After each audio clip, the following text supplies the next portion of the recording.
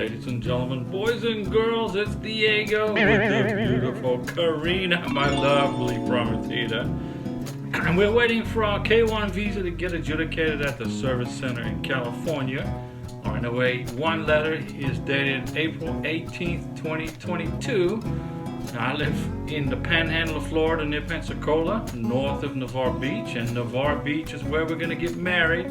And Karina is from Caracas, Venezuela, and she is a legal resident of Bogota, Colombia, and she's a tax accountant and the manager of a couple of ice cream stores. And this video is about Ethiopia, U.S. Embassy information in Ethiopia, and a little bit about the country. So come on along, come on and join us. Now, Ethiopia is officially called the Federal Democratic Republic of Ethiopia, and it's a landlocked country located in the Horn of Africa. So they don't have a beach, ladies and gentlemen. Now, Ethiopia shares a border with Eritrea to the north, Djibouti to the northeast, Somalia to the east and northeast, and Kenya to the south. South Sudan is to the west, and Sudan to the northwest. Now, the total area of Ethiopia is 420,000 square miles. What is that in kilometers? I don't know. I live in the USA. I don't keep track of kilometers. As of 2022, the population of Ethiopia is around 113.5 million inhabitants, making it the 13th most populous country in the world. So there's a lot of people there. Now, the national capital and the largest city is Addis Ababa, and it lies several miles west of the East African Rift, which splits the country into the African and Somali tectonic plates. So let's hope they don't get any earthquakes there. Ethiopia is a federal parliamentary republic wherein the prime minister is basically the head of the government and the president is the head of the state, but with largely ceremonial powers. So the prime minister runs the show. The executive power is exercised by the government, and federal legislative power is vested in both the government and the two chambers of the parliament. Okay? Now, Ethiopia is ecologically a diverse country, ranging from deserts along the eastern border to the tropical forests to the south, and the extensive Afro-montane in the northern and southwestern parts. Lake Tana in the north is the source of the Blue Nile, and the predominant climate is basically tropical monsoon with wide topographic induced variations. The Ethiopian highlands cover most of the country and have a climate which is generally considerably cooler than most other regions and at a similar proximity to the equator, like Ecuador, Colombia.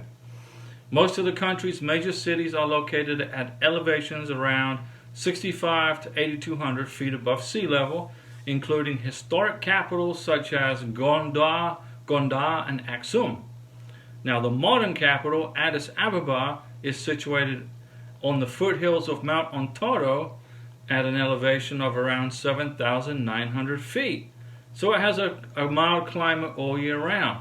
Just like Karina is in Bogota, Colombia, she too endures a mild climate all year round. Ethiopia is considered as the birthplace of coffee since cultivation began here in the 9th century.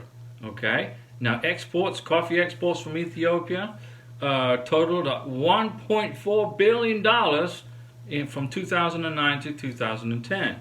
Ethiopia produces more coffee than any other nation on the continent, and coffee provides a livelihood for close to 15 million Ethiopians, which is about 16% of the population. Another interesting fact about beautiful Ethiopia is that there are 90 individual languages spoken in this country. And most people speak Afro-Asiatic languages of the Cushitic or Semitic branches. Now let's talk about food, my favorite subject. Let's talk about Ethiopian cuisine. Okay? Now, typical Ethiopian cuisine is called injera or pancake-like. It's a pancake-like bread, okay? and with several kinds of different stews called wat. Okay? The best known Ethiopian cuisine consists of various types of thick meat stews, known as wat, like I said, in Ethiopian culture. Okay? There are also vegetable side dishes served on top of injera, which is basically a large sourdough flatbread made of teff flour. Teff flour sounds pretty good.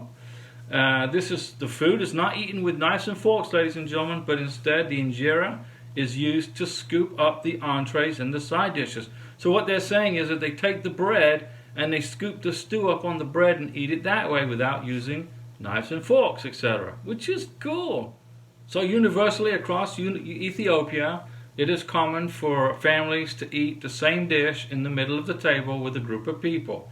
So you got a whole bunch of people around the table with a big stew in the middle, and they're scooping the stew out of the pot with their bread. Okay? It is also common to feed others within a group of own hands, a tradition known as gursha. Okay?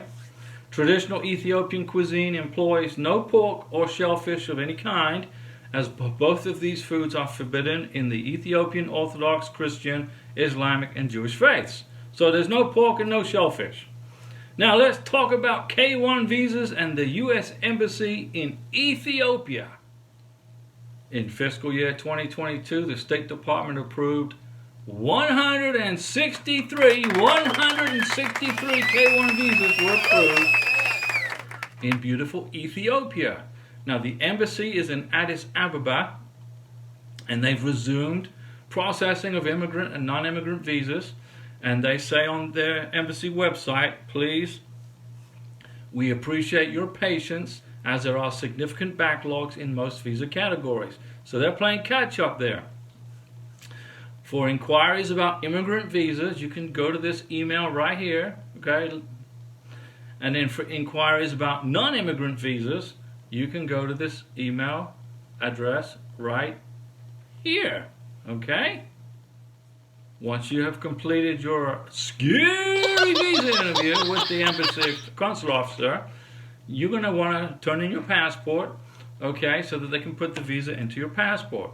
Now, there are passport return delivery services which are arranged through EMS Ethiopia at the U.S. Embassy following the visa interview, okay? So visa applicants who choose to use the EMS service will have the option of picking up their passports and visa documents at EMS locations in the following cities: Addis Ababa, Bahir Dar, Hawassa, Mekelle, and Dire Dawa. That's where you pick up your passport. You will get a text message from EMS advising them when their passport or visa documents are ready for pickup. There will be a service charge for passport and document delivery, which will apply at the time of pickup, depending on the delivery location, and visa applicants will be responsible for all costs for this service via EMS. And the instructions for the return delivery of passport and visa documents through courier other than EMS. Okay? If you don't want to use EMS, you're probably at your own risk. Okay? Now the address to the U.S. Embassy in Ethiopia is right here. That's the address. And then if you need to call them, if you want to get on the phone and have a chit chat, the phone number is right here. Okay, ladies and gentlemen, boys and girls, that's it for the visa processing, etc. in Ethiopia. Hang in there.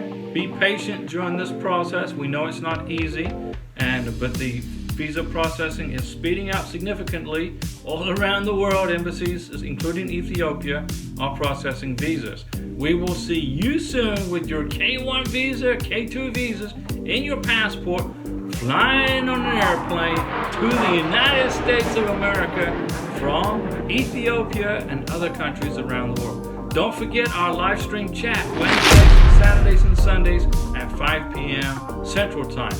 See you then. I'll be back.